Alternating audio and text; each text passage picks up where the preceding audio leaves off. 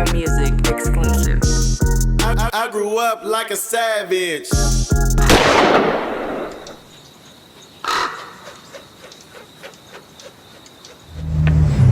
1 2 1 2.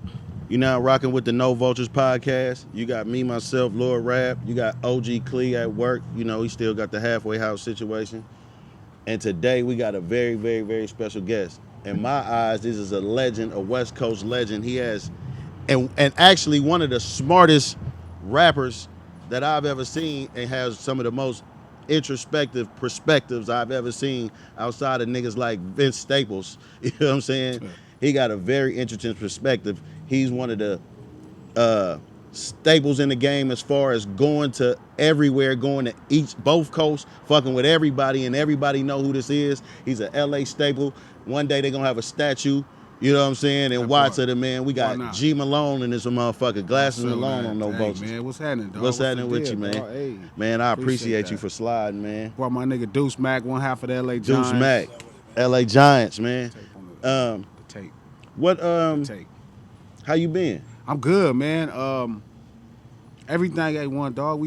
They almost bipped the crib at the Denny's. Man. Shout out to my young boys trying to eat when we eat. Man. And you know what's crazy is, like, yo, that's what I love about you, your perspective on the youth in the streets. Sure. Like, off top, some niggas that's of your stature and your status, they be frustrated and they say weird shit to the youngsters. Like, Yeah, nah. you was a young nigga that was active, so I you was know. selling PCP, you feel me? So I can't, if a nigga ain't did nothing but stole my luggage, I can't really take it personal. Right. I poisoned a generation half-ass.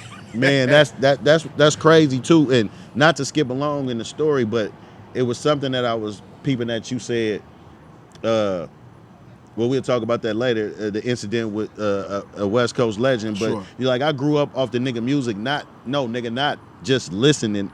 I was already getting active to the music. I was living off it. the porch selling dope. Yeah, we was living it. Yeah. So that's my perspective too, because that's how I grew up. I grew up, nigga, 12, 13, nigga. You start selling rocks. Yeah, get some money. What's crazy is I was having a conversation with a brother from Oakland yesterday, and Cub was just asking me, he felt like this generation is worse than our generation. I'm like, this generation cooler. They're a better group of humans. Don't get me wrong, niggas still struggling and poor, so niggas gonna hustle how they hustle and commit them crimes. But one thing I respect about them is when they publicly outrage, they gonna go flock over, they gonna go tear up shit in the white folks' neighborhood. Yeah. Them motherfuckers, when it was on down there and it was social outrage and shit about something that was happening, guess what? They go right to the Grove. Yep. They go right to the Beverly Center. Yep. They not us. They didn't, or my predecessors, all my G homies, who tear up our shit, they went over there and tore up they shit. Right now, they not poisoning a bunch of niggas to get no money. They like, we finna take niggas' luggages, jewelry. We'll take niggas' luggage, jewelry, whatever, money. You know what I mean? Some simple shit. And we just cry because it's an inconvenience of a window. But right. One time, somebody mama was smoking dope, and that was that's real shit. So. And I say you ain't a real nigga that sold crack unless a nigga came around the corner and said, bet nobody serve my mama, man. Yeah. Don't nobody serve my mama, or like that's some real shit from a nigga that's been out there, like Yeah. So like Watts, born and raised. Yeah, Compton and Watts, my whole Compton life. Watts. Like, and for people that don't know, cause I go through there all the time, but like the proximity is next to each other. It's no.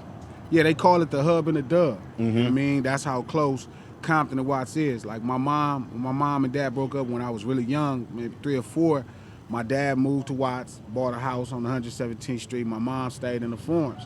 So going back and forth the whole time was crazy, but it's really almost one experience, you know what I mean? But it's a fun one for sure. It's an underrated fun experience. Your upbringing and your age, right? It just makes me think about real gang banging, right? So I want to know, like, what was the vibration when you was growing up? Like, how did you see it? Like, because I'm imagining the OG homies with fishnet shirts on and khakis and gang. not that far. No, I see it. You know what I'm saying? But I see. No, listen though, because I see. No, for sure. That was niggas out here looking like that. That was at a time, right? But that was pretty before when I never seen Pluck and them wearing fishnet shirts. So that's not their generation. I don't think Moon and Pluck and Shady and them was wearing no fishnet shirts. So you talking what you swole niggas? Yeah. Right. Like, Yeah. okay, yeah, cause the shit used to go on here too, right? And it's like, you know, I'm growing up like a little nigga in the house where everybody's smoking, some niggas smoking what we call Grimmies or sweet ones. That's Sure. crack and weed, right? Y'all call them Oh, primos. primos, yeah. You know what I'm saying? And yeah, I'm running through the house, you know, it's beads hanging from the door and shit. Yeah. I'm just painting a picture to like, I'm thinking all little niggas from that era having this same experience, you know what I'm saying? Nah, my homies, the older homies at that time was Dickies, Chucks, Stacy's, you know what I mean? Whatever they thought they put together that looked nice. What age was you able to notice this?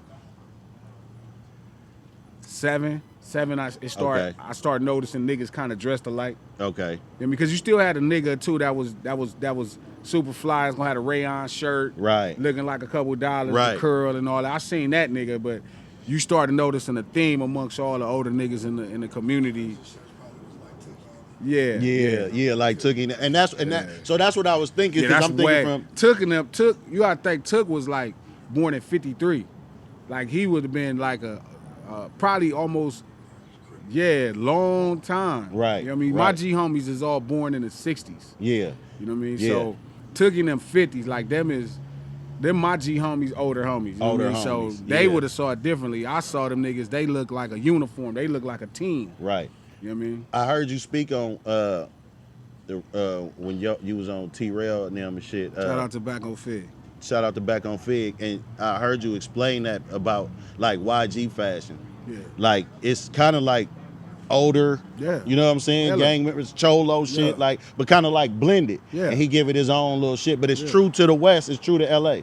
Well, we've been having this conversation with the homies for a long time. You know what I mean? Like T-Rail. T-Rail is like a fashion guru. Like he really understands fashion in its truest form. Not as simple as just spending a bunch of money on something.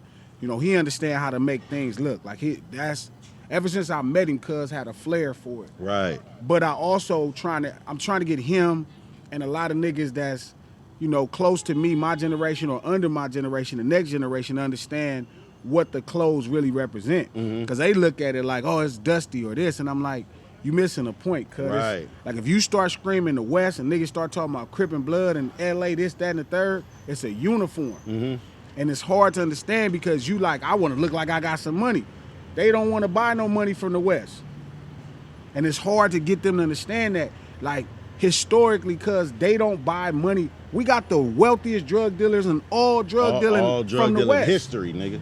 Nino Brown, nigga, is a Oakland nigga. Right. Feel me? Free Ray Rick, nigga. Franklin Satan is a Los Angeles nigga. Right. But they don't buy money from us as far as our brand. They cool. They buy money from their own people. Right. They buy money from Frank Lucas. They buy money from New York niggas. That's where they buy wealth. You know what I mean? From us, they buy the straight culture. That's real They shit. want the truth. We the wild niggas. We the cowboys. This is the wild, wild west. And it's trying to get them to understand that, like, it's tough because, again, they fight a different battle. They trying to look like money to present themselves. But I'm like, it don't matter if niggas don't want to buy that from you. Yeah. You know what I mean? And it's a marketing conversation yet and still. You know what I mean? And I understand some of their points. But like a Perico, my nigga, it's a curl. Right.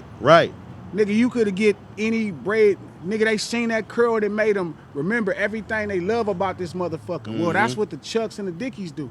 That's what they love about the West. They love we them cowboys. Right. They love that we them cowboys. They You love we know them what riding town ass niggas and go get busy. I totally agree.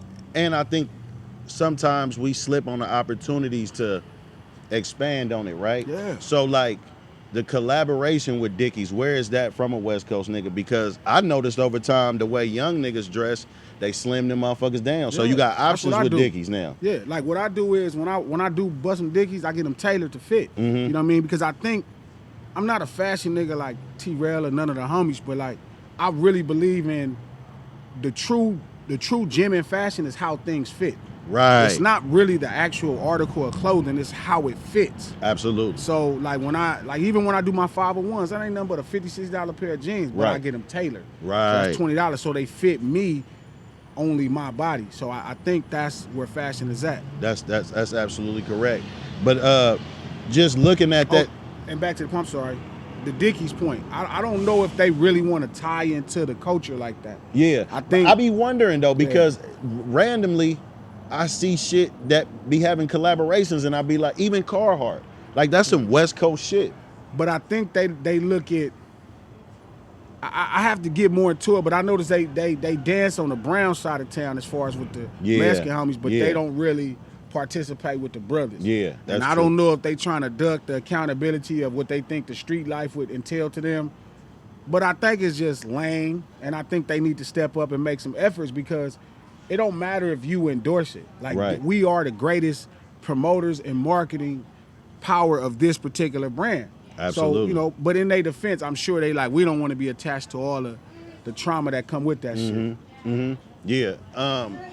And I thought about it too. Maybe if somebody like Tyler or them niggas they feel is fashion for it, or people like you mentioned before that grew up on the Fairfax side of things, they would do it. You know what I'm saying? Well, I'm sure at this point, like all of because that's all the skaters. Yeah. I mean, that's all street urban culture on the West too. Just like up top, like Vans and the skater, streetwear. The skater, I mean, I'm hoping for it. Like I can't wait to see a Chuck Taylor with a brother in it. Oh, ain't been a brother in a Chuck Taylor commercial since Will Chamberlain.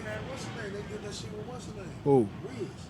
Oh, yeah, but I'm talking about a brother from the culture. Yeah. Like, they like, nigga, we are the greatest proponent of Converse All-Stars. Man, there's no the logo for rap got some motherfucking Chucks on. Hands down, you know what I mean? Because I'm mad that they don't have that with Snoop. How you don't have that with Snoop? How you don't have that with Ice-T? How you don't have that with niggas who have passed Cube at this point? Right. Why we don't have a Converse All-Star Ice Cube shoe? Like, he's done more for the Converse than fucking Will Chamberlain. Man. You know what I'm saying? So, come on, my nigga.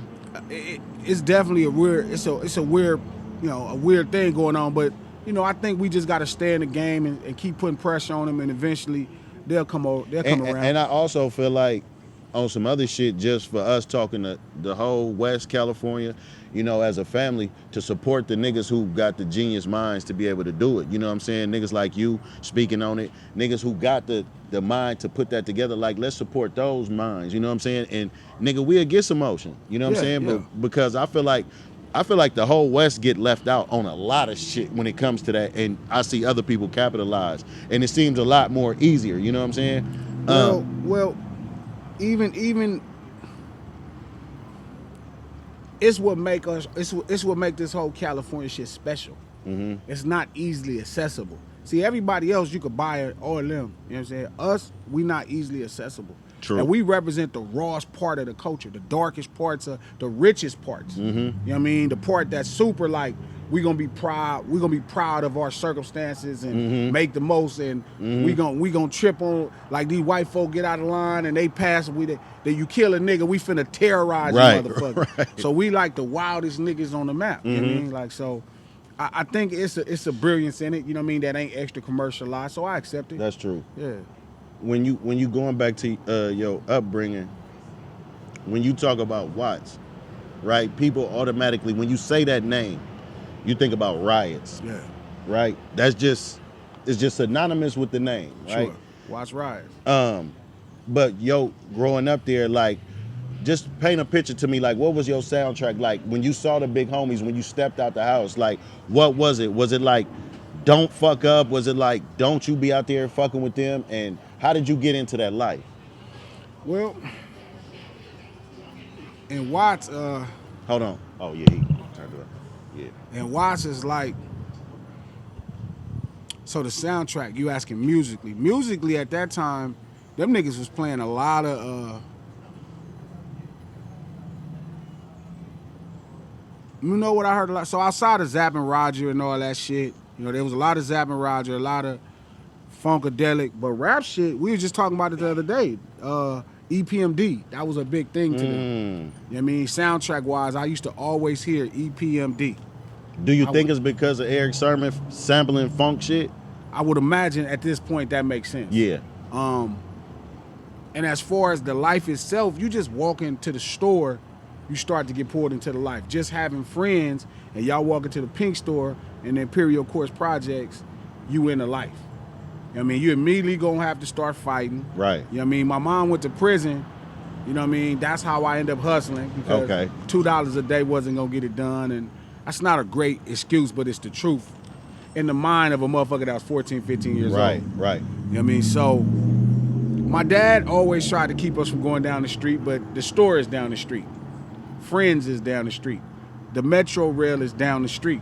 So walking down the street, you know, your friends is your friends, and that's what it's gonna be. So as you make friends, you know, that's what gangbanging is all about, is who your friends are. Mm-hmm. You know what I mean? In its truest essence, you know what I mean? It's not, I don't know about the other shit that's going on, but it's really your friends be your homeboys, and, you know, you gonna protect them because y'all, that's all y'all, you know, like Nino and them say, we all we got. We all we got. Hell yeah.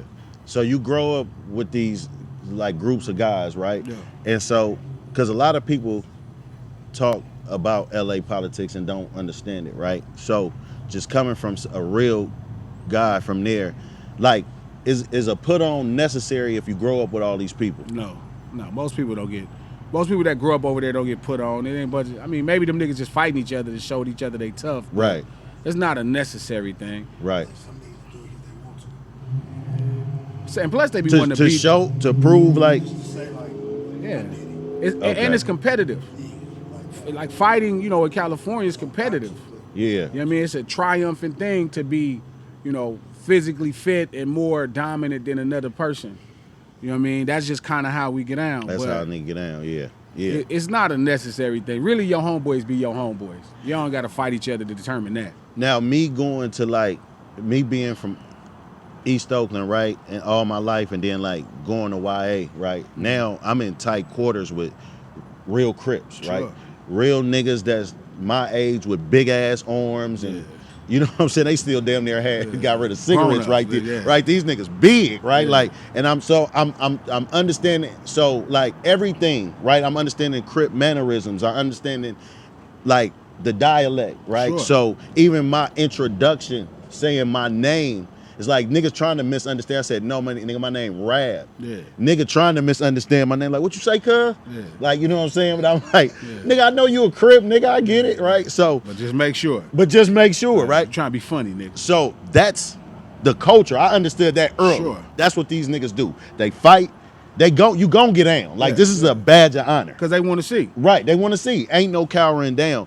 But contrary to what niggas might think, these became some of my closest they gonna be your comrades in this greatest motherfucker. friend. Right, yeah. Once you get past the hard, the hard outer share Yeah. of a nigga from around the way, like you'll realize they really be the best niggas you could meet. Right. You know, we all come from poor environments, so it's a hella hard front on it. Right. You know what I mean? It's a hard front. It's like, I gotta act tough, nigga, cause my mom on dope. Right. I gotta act tough, nigga, cause nigga, I'm poor, nigga, and I ain't got no money. I gotta act tough, and then when you get past that, you get a real person, and you know, that's why I always have a way I speak about it, even the legends, you know what I mean? Even the niggas who I grew up looking up to or having respect for, I know they just regular humans. Right. And I think people don't like, you know, a lot of times that I humanize the experience in Crippin' and Blood. And that shit bother them, you know. Yeah. A song like Tupac Must Die humanizes something that people don't get. You know what I mean? It gotta be a hater. He hated this nigga. It's like, nah, bro, this is a really serious human experience. So I think people preferred the version that they didn't understand, and then you got some nigga walking around explaining this is why it's this way. Right. And now you have to kind of look at it with a different eye, and nobody want to do that. They want to be like, nah, them niggas just praise Satan and Right. they just want to raise hell. Yeah. It's like, yeah. nah, bro, it's like regular people. That's why that I been through a always lot. try to make it comparable. I always want to see what's the difference. Like, you know what I'm saying? And I find it actually very similar, especially like what we talking about now. If you actually from somewhere versus coming somewhere and getting put on in the neighborhood. That's You know just what I'm saying? weird. Yeah. I mean, no disrespect to disrespect to every nigga who's doing that. If you didn't grow up with these niggas, how do you represent them?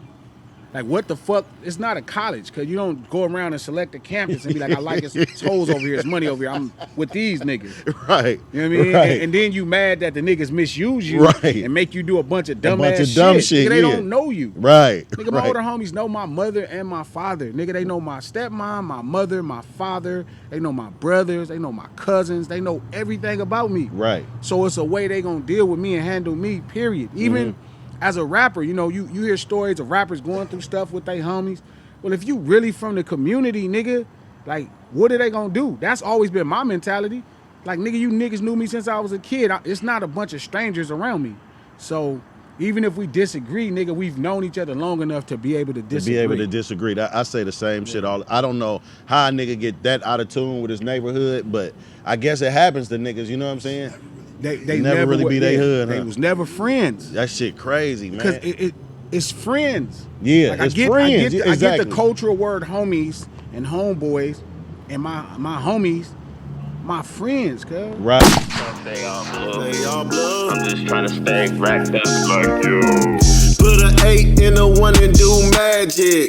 Tryna stretch hair on like elastic. Eco-friendly drug dealer, I don't waste no plastic. Use all 4 corners of that baggie. All I ever wanted was a bankroll. So I pull up on Champ before the bank close. Say no to stank hoes and stank clothes. No paramedic pimpin', nigga, we don't save hoes. Yeah, rest in peace to Lil' M. My